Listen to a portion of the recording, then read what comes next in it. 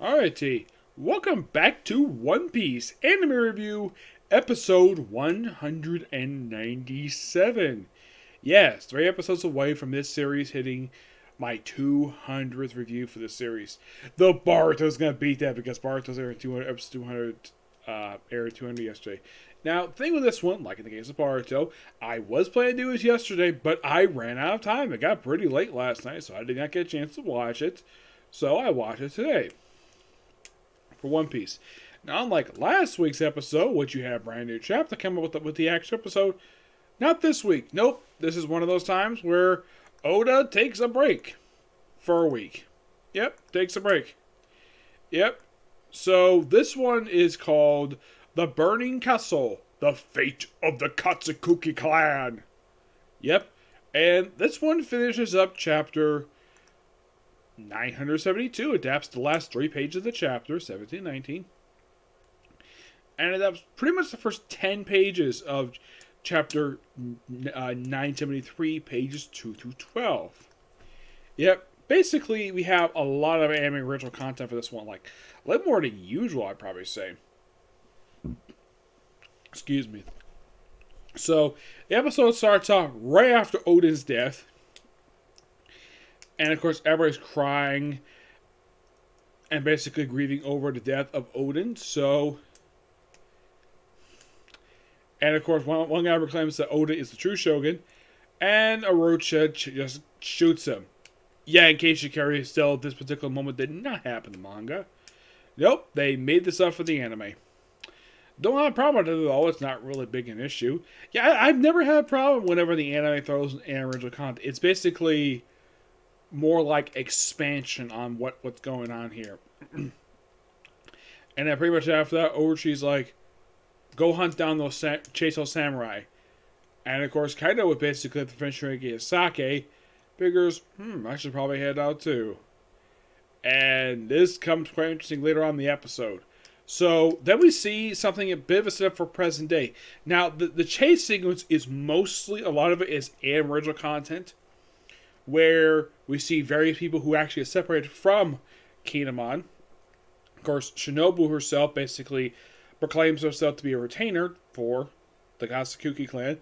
And of course, Kinemon points out, though, that they're also proclaimed retainers. So, they all run, and of course, they're chased by the forces. And of course, first you have him and Kaku take up some forces. And then we have where Darkstorm and Catfair briefly have to stay behind. And then it's Ashuru and Danjuro. I'm not sure exactly what happened to the guy because I don't think he's shown in present day. Not that I can think of, no. Well, unless he's with Ashuru's forces. Yeah, they have to stay behind and take care of some forces, take care of some battle there. Let's see. Kaku goes off on her own, does her own thing. Because she's not with them when I think she does go with them to the future. Yeah, she does. So eventually it's just Kinemon, Renzo, Ketsuru, Kanjuro. Shinobu is there, but she is basically not basically what happens next. Before they arrive at the castle, we have it where King is there. Yes, King is there. Yeah, he was not there this chapter, but here he is in the episode. And then we see Kaido himself has come to Odin's castle. And he's basically beating the crap out of Odin's, let's just say, his employees. I don't know what best, it could be his servants. And then pretty much he basically kicks to the side Toki. Yes, he basically slaps her to the side. Toki, the wife of Odin. And then he picks up the 8-year-old Momonosuke, walks outside on part of the roof, and asks him a few times, what is your name? At one point, he nearly strangled the kid. And his hand is so, because Kaido is so huge, no, it's not due to his weight. It's due to the fact he's a big guy. And his hand can easily squeeze around the neck of Momonosuke. So, Momonosuke does not tell his name. Of course, he calls his father, tosses him aside, and says, you can die in the fire. And then we see something that did not technically happen in the manga. Him transforming back into his dragon form. And he's like, that was Odin's son. I've lost interest in him. And, well, that's last time that Kaido would see him up until present day. because what happened next is quite interesting. And we have a letter, basically, kind of set this up, basically, where they have to do like a time skip. They have to do like a time jump. And, of course, well, Odin points out that it has to be a special condition for it, and this is a special condition. So, we have it where Momonosuke, Kinemon, Kanjuro, Renzo, Kanku, and Momonosuke all jump 20 years in the future. Yep, all jump 20 years. The cop, Kendro, not Kendro, it's Keku, the one who's the kappa. He takes Toki, and he takes Hidori, and they get spirited away. Now this next bit is not. This is a lot of expansion here. Where Toki is running the castle. I mean, this is Toki. This woman has already lost her husband. Her son has been sent 20 years in the future. Her daughter has been sent out to live with a kappa. And here she is running out of the burning castle and having arrows basically impaled in her. And then she basically says a prophecy. Yes, she prophesizes that 9 scabbards, basically prophesizing we've seen present day. And then she gets shot by an arrow. And then eventually she's shot by a bullet, effectively killing her, having her get murdered right in front of about 100 people. Yep, and that's where the episode ends. Right there. Roughly halfway through adapting page 12 of 973. This is by far an excellent episode. Now, I should point out, though, this anime arc has been going on for almost 100 episodes, and there's still more of the manga to come. Like, I mean, the most last chapter that came out was 1013, and they just got to 1000. This episode, they just got to 973, just with this episode. So they are roughly 41 chapters behind the manga right now. My guess is they'll probably keep this up. They're probably going to have next week, they're probably going to finish this chapter up. The way it looks, though, they're going to finish the chapter up. And then we're finally going to go back to present day. After how long, basically, this flashback arc is going on for? Let's see. How long has it been going on for? It's not this one. No. Let's see. I'm trying to look up and see exactly like when in the world this was started. Because it seems as though with this episode that they have pretty much...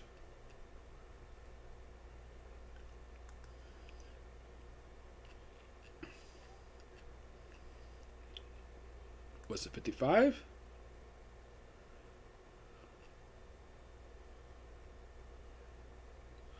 It's not this one. Nope.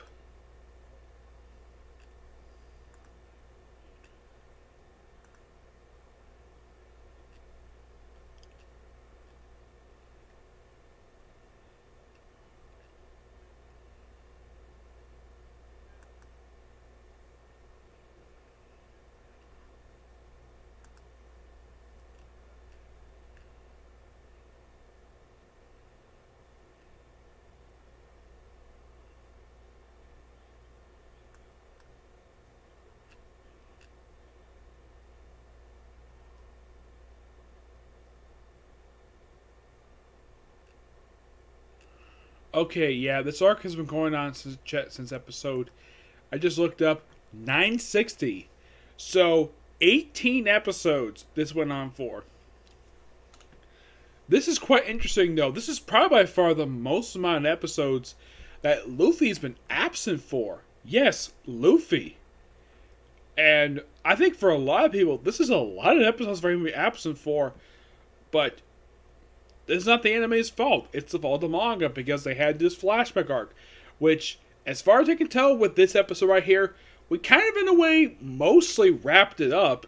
And next week we're going to kind of continue it a little bit. And then we're going to finally back to present day because we're finally seeing Luffy in the armor. And then eventually what's going to happen next. Now, next week's episode is going to be called... let's see... think it's on here, isn't it?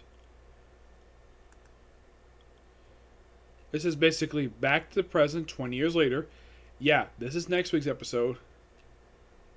And then 2 weeks after that, it's Pirates at Sea, Raid, Sagoma. That pretty much is going to be with that episode right there. Now, I think with next episode, we're kind of going to be a prelude to this one.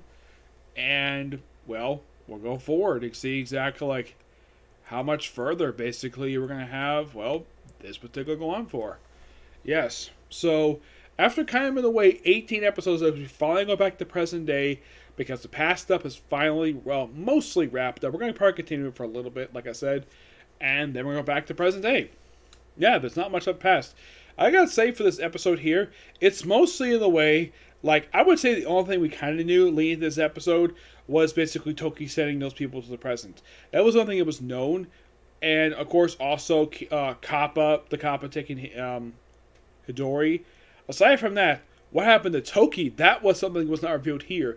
Because I think that was a mystery for a lot of people. And this is also by far the first time in this flashback arc that Oda himself does not appear technically in the episode. He appears in the flashback stuff. Also, they do this as a complete original content here. Because I don't think this was in the manga. Oda giving Toki his swords. Yes, and speaking of swords, Shinobu, she actually got the retainer swords. All of them. She got them all back. And they're all grateful for it. And also we have Dogstorm and Cat Vapor arguing with each other. And this kind of in the way does set up basically stuff that happens in present day. There's mention of Zoo here. They said basically for the Zoo arc itself. Also, I got a good question though. Like, I don't know if they explain this, and I don't want to read too far ahead to this because I technically reviewed this chapter like a year or two ago. But here's a question I'd like to ask: like, how in the world do dogs from Cat ever get off Wano? Does Kaido take him back to Zoo, and this is my personal theory, they must have escaped. Now Asuru, he's still there. Yeah, he's the only one still there. And Kaku, who's she's there too in the present, because we see her in present day she looks exactly the same. So she basically is one of the people who went through the time skip. So maybe we're going to continue on with that flashback we first saw at, I think it was just prior to what is basically a bit of expansion upon what Kinemon was basically saying back when he first mentioned that he time traveled 20 years in the past.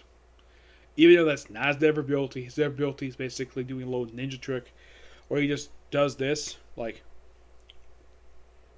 just thinks of it really hard, and basically as a rock or a leaf, puts someone's head and makes clothing. I gotta say, that's a really helpful ability. Excuse me, and it's proved to be really useful.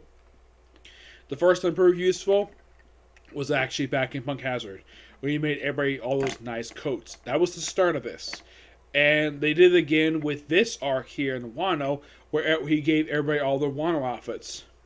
Of course, Luffy himself basically is no longer wearing the Wano outfit. He's wearing a completely different attire. And of course, they did it again with the current stuff prior to stuff that's happening here, where he gave them all disguises, the kind of as the Beast Pirates, which that's going to be interesting to see in this episode. Well, when we get to it. And my guess is that maybe some people were skipping this particular arc portion of episodes because Luffy wasn't here.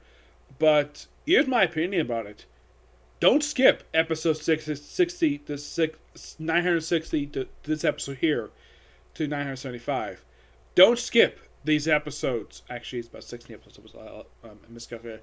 Don't skip these episodes for good reason. These are fantastic episodes.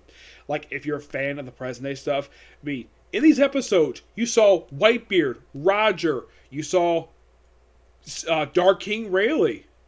We see the Doctor who appears in the present day in the Laboon arc. We all see Red Hair Shanks, Buggy the Clown. Let's see. We also see a lot of stuff we see in present day. Basically, a lot of setup for the present day stuff, which is really, really good. So, you can kind of say this flashback is mostly an expansion of the lore of One Piece and I would say, a love letter to the fans by seeing all these great characters again. I mean, in the case of Roger, most time we saw him was briefly in flashbacks, but to have him appear for like 3 or 4 episodes, I gotta hand it to the anime. That was actually, and of course the manga, this too. That's a really smart move. He's a guy who has only appeared in flashbacks. Mostly, whenever we see him, usually a lot of like. Sometimes we see him is when he gets executed, or when he's talked to Garp, or what's other examples? Occasionally, we might see him at sea, but not have full blown stories with him, which I think that was a brilliant idea.